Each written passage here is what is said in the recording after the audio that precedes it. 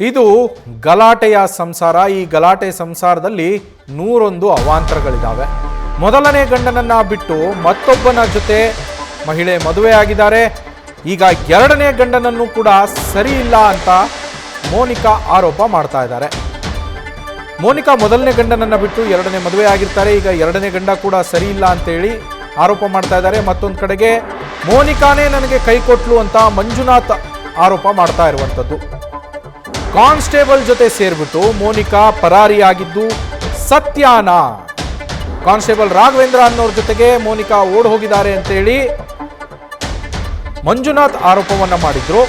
ಅದು ಸತ್ಯಾನಾ? ಚಿನ್ನ ಕದ್ದೊಯ್ದ್ರ ಮೋನಿಕಾ?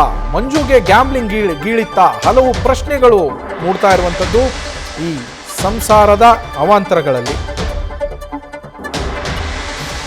ಸದ್ಯ ಕಾನ್ಸ್ಟೇಬಲ್ ರಾಘವೇಂದ್ರ ಜೊತೆಗೆ ಮೋನಿಕಾ ಓಡಿ ಹೋಗಿದ್ದಾರೆ ಅಂತೇಳಿ ಮಂಜುನಾಥ್ ಆರೋಪ ಮಾಡ್ತಾ ಇರುವಂಥದ್ದು. 13-14 ವರ್ಷಗಳ ಹಿಂದೆ ನಮ್ಮಿಬ್ಬರಿಗೂ ಮದುವೆ ಆಗಿತ್ತು.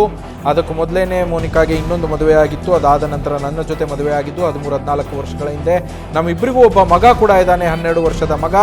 ನಮ್ಮಲ್ಲಿ ಏನೋ ಒಂದು ಗಲಾಟೆ ಆಗಿರುತ್ತೆ, ಮನಸ್ತಾಪ ಆಗಿರುತ್ತೆ. ಆ ಮನಸ್ತಾಪ ಆದಂತಹ ಸಂದರ್ಭದಲ್ಲಿ ಮೋನಿಕಾ ಮನೆಯಿಂದ ಆಚೆ ಹೋಗಿರ್ತಾರೆ. ಎಲ್ಲೋ ಹೋಗಿರ್ಬೋದು, ಬರ್ತಾಳೆ ವಾಪಸ್ಸು ಮತ್ತೆ ಮನೆಗೆ ಹೆಂಡತಿ ಅಂತೇಳಿ ನಾನು ಅಂದ್ಕೊಂಡಿದ್ದೆ. ಆದರೆ ಆಮೇಲೆ ಬರಲೇ ಇಲ್ಲ ಎಷ್ಟೋ ದಿನಗಳ ಕಾಲ. ಈಗ ನನಗೆ ಇನ್ಸ್ಟಾಗ್ರಾಮ್ ನೋಡಿದವಾಗ ಗೊತ್ತಾಗಿದ್ದು ಕಾನ್ಸ್ಟೇಬಲ್ ರಾಘವೇಂದ್ರನ ಜೊತೆ ಮೋನಿಕಾ ಓಡ್ ಹೋಗಿದ್ದಾಳೆ. ಅವರ ರೀಲ್ಸ್ಗಳನ್ನು ಹಾಕಿದ್ದನ್ನೆಲ್ಲ ನೋಡಿದ ಮೇಲೇ ನನಗೆ ಗೊತ್ತಾಗಿದ್ದು ಅಂತ ಮಂಜುನಾಥ್ ನಿನ್ನೆ ಆರೋಪವನ್ನು ಮಾಡಿದ್ರು ಮೋನಿಕಾ ಅವರ ಮೇಲೆ. ಹೋಗುವಾಗ ಸುಮ್ಮನೆ ಹೋಗಿಲ್ಲ, ಹಾಗೆ ಚಿನ್ನ